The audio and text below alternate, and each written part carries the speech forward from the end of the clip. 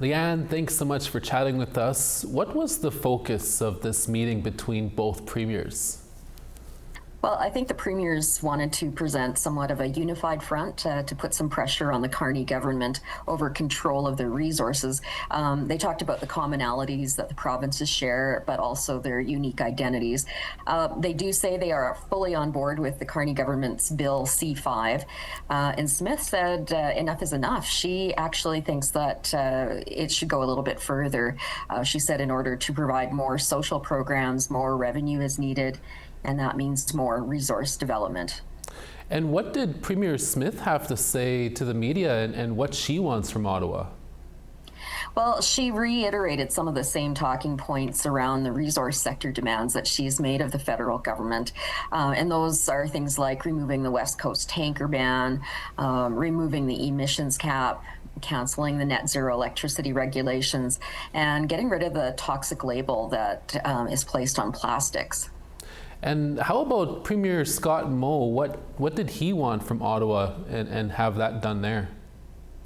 Well, Moe said that Canada's top priority should be building an energy corridor that connects the northwest coast to the coast of Hudson Bay, and that would allow Canadian energy to access foreign markets a little bit more easily, such as Asia.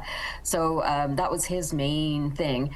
Smith did acknowledge that getting things like liquid natural gas transmission lines and oil pipelines, Indigenous stakeholders would have to be involved in that to get the projects done because they would cross more than one treaty territory to get the products to ports. And was there anything about how treaty rights would be impacted by all of this? When they were asked about First Nations leaders being upset with the lack of consultation on Bill C5, both premiers pointed out they have existing programs. Smith spoke of the Alberta Indigenous Opportunities Corporation with $1 billion loan guarantee, and Moe talked about the Indigenous Finance Corporation, but they didn't really elaborate on how those investment entities fulfill the consultation requirements of UNDRIP's free, prior, and informed consent provision for projects that could impact First Nations communities. There was some late breaking news here today on Bill C5 this afternoon. An amendment was made to remove the Indian Act from the list of laws that the government can sidestep when determining whether a project should move forward. I guess we'll just have to see what First Nations leaders have to say about whether it's enough to satisfy at least some of their concerns with Bill C5.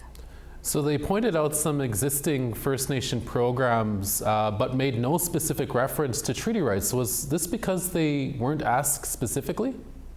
Yeah, well, none of the mainstream reporters asked specifically about that. And I wasn't given the chance to ask either, as the Premier staff had cut off the questions so that the premiers could catch their flights home.